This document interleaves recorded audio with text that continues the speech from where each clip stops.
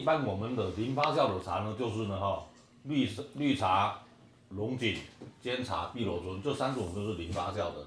那泡出来茶汤它会呈现比较淡绿色。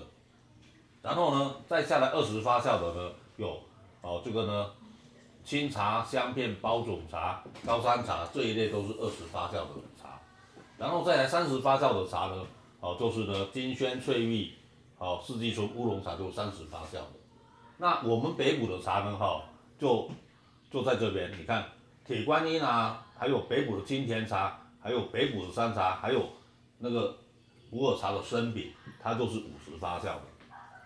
但是呢，在60发酵以下到0发酵呢，这个呢咖啡因比较重，咖啡因比较重呢，比较容易产生睡不着的现象，所以这个一定要喝淡茶，不要喝浓茶。